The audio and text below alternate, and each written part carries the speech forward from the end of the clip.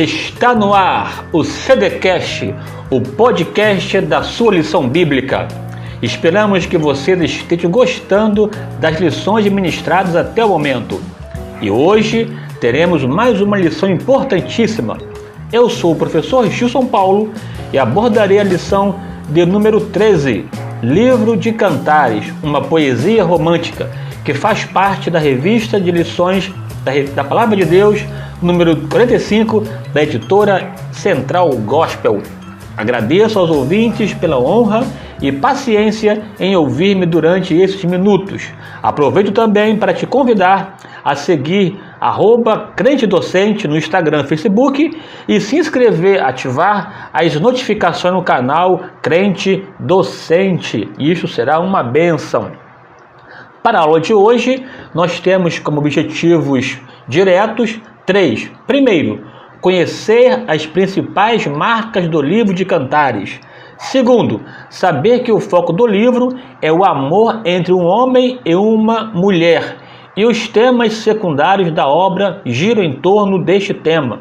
Em terceiro lugar, desenvolver uma visão bíblica acerca da sexualidade humana e sua correta função. Deus a projetou para promover intimidade e comunhão conjugal dentro do contexto do casamento. Pois bem, então vamos. É importante salientar que Cantares foi inserido no cânon do Antigo Testamento, não sem que antes tenha ou tivesse ocorrido um grande debate em torno do mesmo. Alguns viam certo tom lascívio no texto, ou que criou certas dificuldades para que ele, em princípio, fosse aceito como sagrado. Todavia, tais questionamentos foram superados e hoje Cantares faz parte do cânon sagrado do Antigo Testamento. O próprio livro ressalta que o seu autor foi Salomão. Salomão é tido como seu autor. A familiaridade com o contexto geográfico, bem como a não referência à divisão das tribos, reforçam essa ideia, além, é claro, do próprio texto bíblico que afirma categoricamente ser Salomão o autor desta obra. Há quem diga que esse foi o primeiro livro escrito da trilogia Cantares, Eclesiastes e Provérbios. Na sequência, Provérbios, Cantares e Eclesiastes. O propósito básico desse livro é proclamar os sentimentos de amor entre um homem e uma mulher e exaltar o ardor romântico de ambos. Vamos lá nessa questão. Antes de avançar aqui, eu quero começar a falar sobre o tema da sexualidade. O diabo tenta transformar as bênçãos de Deus em maldições. Ele deturpa a verdade em mentiras. Exemplo, a riqueza é do diabo, a política é do diabo, servir a Deus é para ignorante, casamento é uma prisão, o sexo é do diabo, ou seja, a demonização do sexo acaba sendo uma questão feita de maneira equivocada.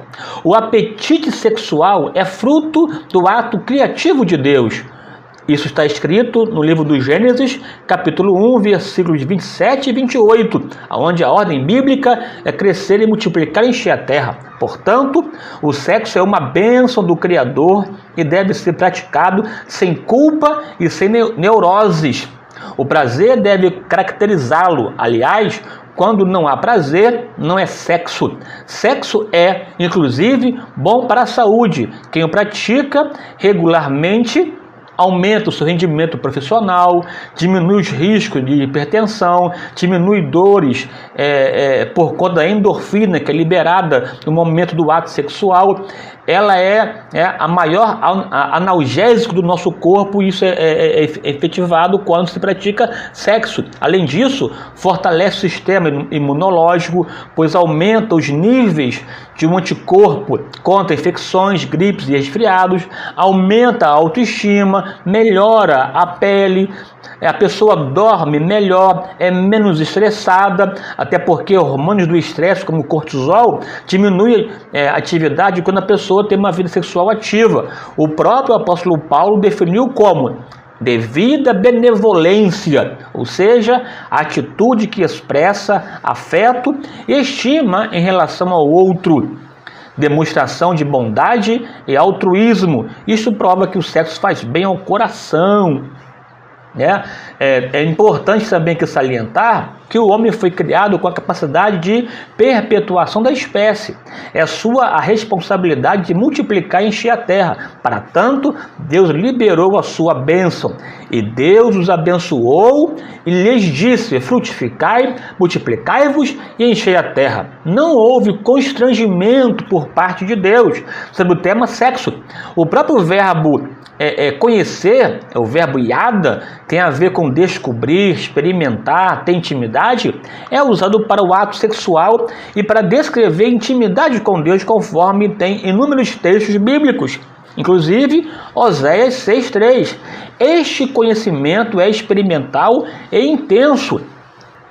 Se você pegar, por exemplo, o texto bíblico lá de Gênesis, que nos remete à questão ligada a Isaac, a Bíblia diz que Isaac, após oração, levantou os olhos e avistou Rebeca ao longe. Ele perguntou ao servo a respeito da jovem que a olhava e caminhava ao seu encontro.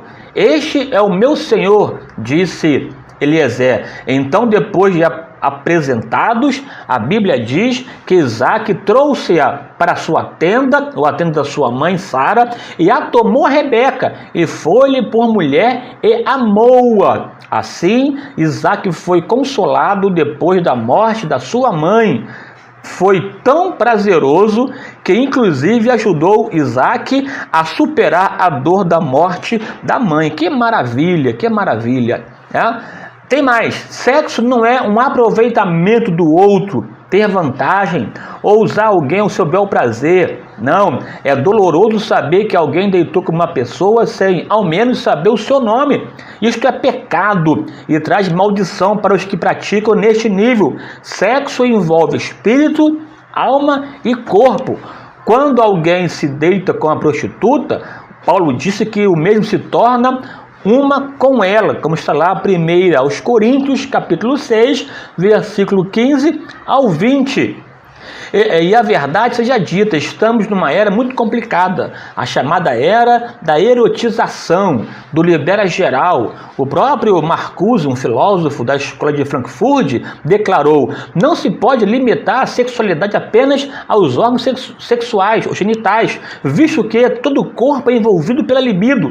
Delimitar o prazer apenas a parte do corpo é um ato de repressão. Perceba que a tônica, a ideia é desenvolver, é destacar o princípio do prazer e ao mesmo tempo ignorar o princípio da realidade. A Bíblia, ao mesmo tempo em que ela trata o sexo como algo positivo, mas a sua perversão ou as suas perversões como fornicação, adultério, homossexualismo trazem consequências funestas para aqueles que praticam o sexo fora do casamento.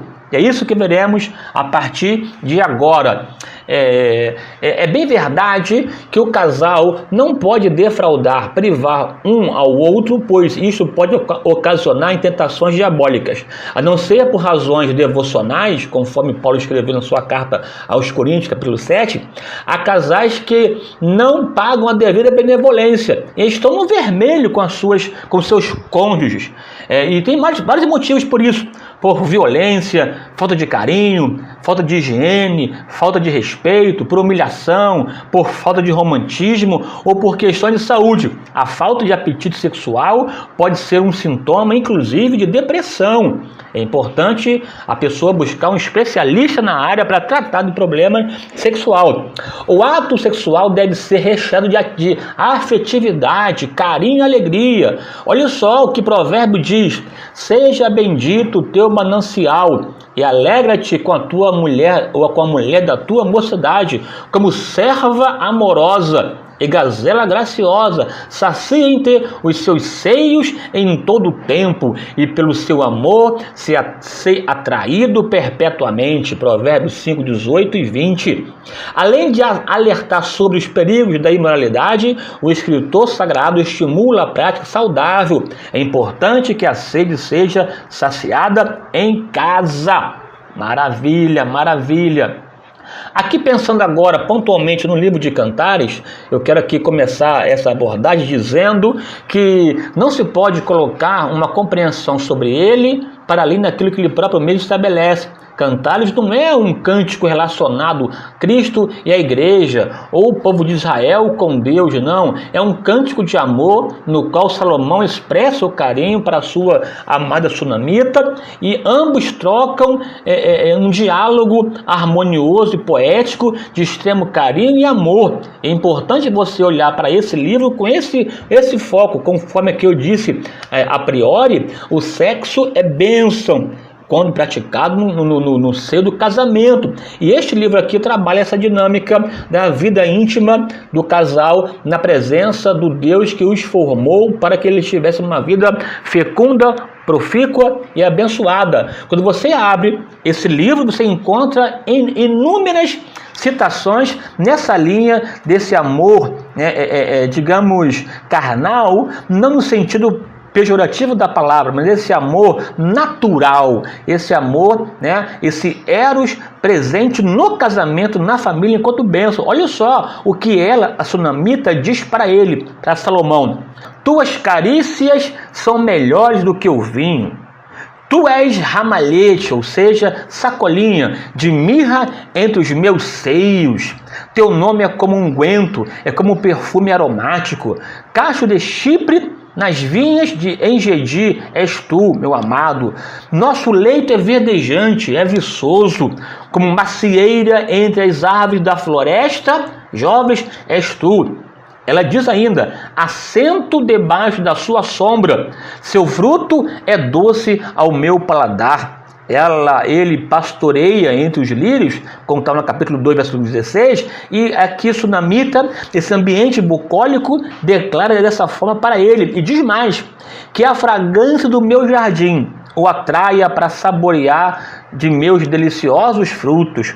O meu amado desceu ao seu jardim, aos canteiros do bálsamo, para se alimentar nos jardins e para colher os lírios. Eu sou do meu amado, o meu amado é meu, ele se alimenta entre os lírios. Perceba aqui esse cântico belíssimo.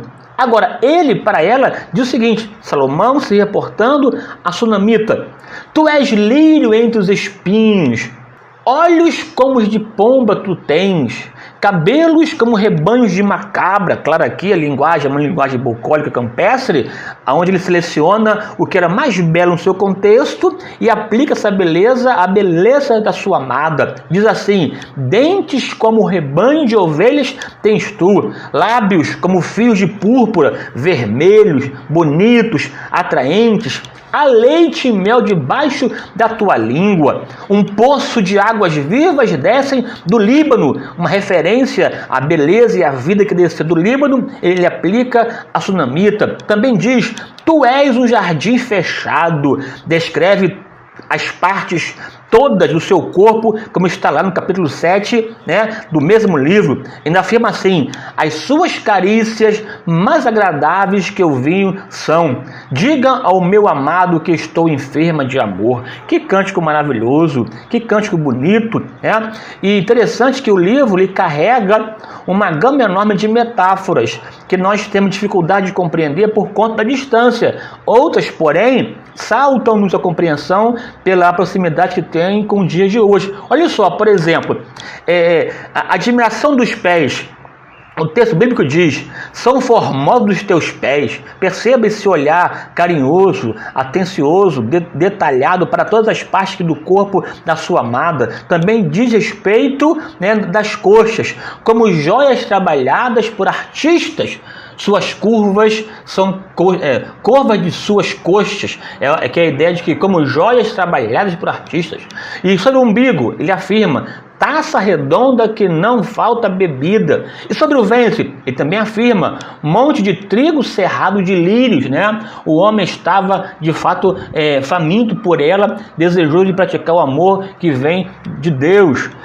Olha só como ele descreve os seios da sunamita: 2 filhos gêmeos de uma gazela, cachos de uva. O pescoço, como torre de marfim, é a torre de Davi, com aquela beleza, suntuosidade. Ele olha para o pescoço dela e vê toda a dinâmica do seu pescoço e fica maravilhado. Mas também descreve os seus olhos. Ele diz, como o viveiro de Hesbom são os teus olhos.